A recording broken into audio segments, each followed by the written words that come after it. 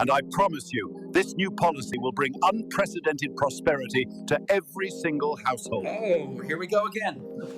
They continue to promise us the earth, but we can all see the storm brewing. We know that it could spill over at any time into civil unrest, worst, global conflict.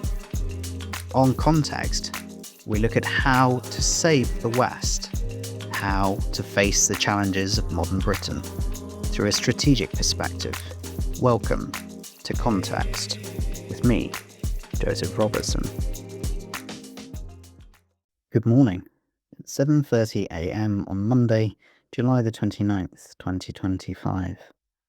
You've had your tea. You are getting properly into the swing of the week. But do you see the geopolitical shifts reshaping the board? I'm Joseph Robertson, and this is episode 4 of Context, your daily strategic briefing. We're not here to parrot the establishment narrative. We're here to decode the high-stakes moves, expose the globalist traps, and arm you with the insights to secure our national sovereignty. The elites in Brussels, Westminster, and yes, Beijing, murmur that tariffs are relics of the past, that free trade is inevitable progress. They champion open markets while hollowing out our industries and borders. They are wrong, and their era of doublespeak is crumbling. Are you watching? Not the scripted summits and photo ops, but the real game of chess being played by leaders who put their nations first. The US isn't stumbling through the checkers of the globalists. It's orchestrating masterstrokes against the international deep state. This isn't distant diplomacy.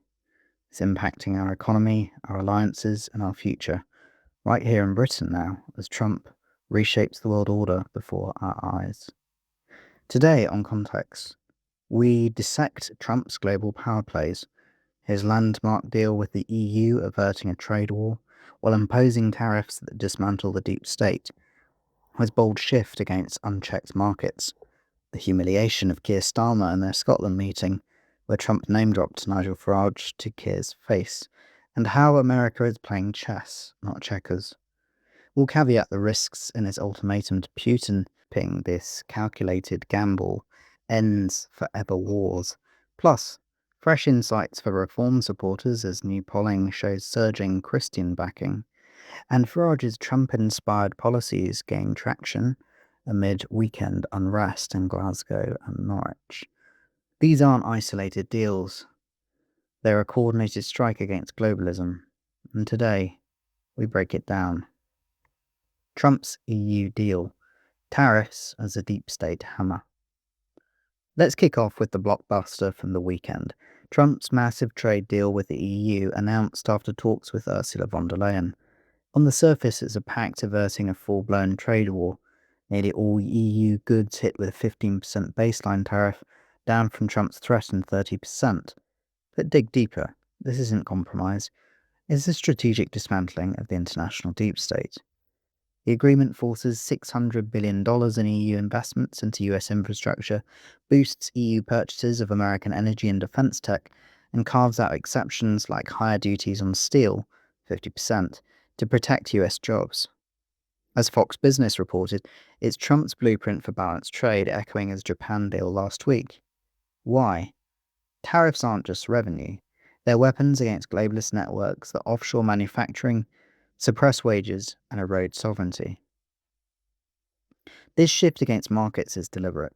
Trump's rhetoric has evolved, blaming unchecked globalization for economic woes, as stocks dipped 5% since his inauguration amid tariff volatility. He's prioritizing national industry over Wall Street highs, telling NBC that markets rally on strong policies, not endless free trade. Britain, it's a wake-up call. Our post-Brexit deals, or lack thereof, have left us vulnerable. Reform UK's push for similar protections aligns perfectly, cutting reliance on EU imports and rebuilding domestic manufacturing. Starmer's humiliation. Farage in the room. Now to the fireworks in Scotland. Trump's meeting with Keir Starmer at Turnberry, where the US president didn't mince words.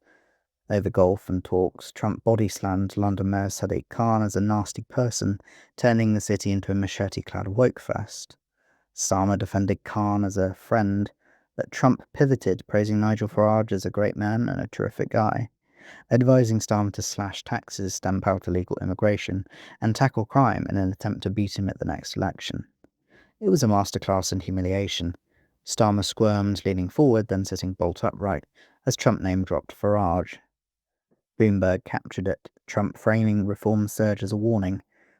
This wasn't just chit-chat, it's Trump exposing Labour's globalist leanings. Starmer's response, empty platitudes on UK-US ties. Trump was the one who went down the steps to meet Starmer, as though Starmer was approaching the White House rather than walking around in his own country. And Trump also flew him on Air Force One. Symbolic dominance on every single level. For pro-reform audiences, it's vindication. Farage's Trump-copied policies on tax cuts and borders are resonating, especially amid weekend clashes. Anti-racism counters in Glasgow and Norwich turned volatile, with quote-unquote far-right labels, stoking division, just as we warned in episode 2. Trump's nod to Farage signals a transatlantic alliance against the establishment. Chess, not checkers, dismantling the international deep state. These moves underscore America's strategy. Chess, not checkers. Trump's tariffs target the deep state's economic pillars, multinational cartels that lobby for open borders and cheap labour. By hitting China with 60% duties, escalating from his first term, and now the EU at 15%, he's forcing realignments. Reuters notes the EU deal mirrors Japan's, investments for tariff relief, weakening globalist supply chains. Force matches the left's tactics, using economic leverage to root out subversion, much like his DOJ referral of Obama over the so-called Russia hoax. In Britain, we can learn. Reform's manifesto echoes this, demanding audits of foreign-funded NGOs pushing migration agendas.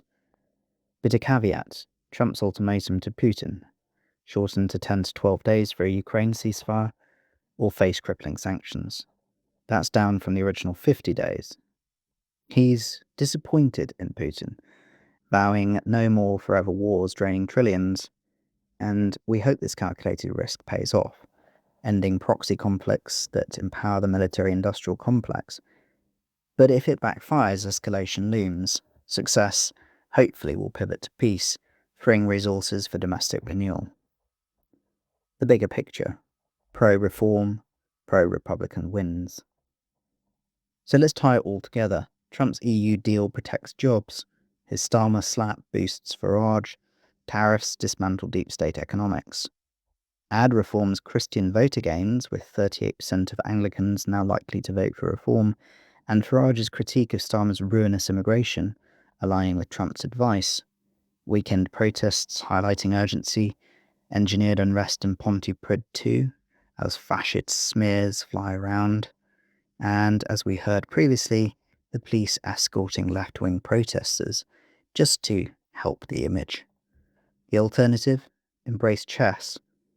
Play the long game, support reform's tax cuts, border security, mirror Trump's lawfare against bureaucrats. We are awakening, from Epping parents to Anglican voters. This is a war for sovereignty, and we equip you daily, but deeper strategy awakes. Our weekly War Room, Mayday, launched yesterday. Catch the replay with David Starkey on Tory failures, and next Sunday at 6 p.m, another vital blueprint. If this resonates, share it, follow, like, and engage. You're the players on the board now. I'm Joseph Robertson. The board is set. Make your move. Until tomorrow, stay vigilant.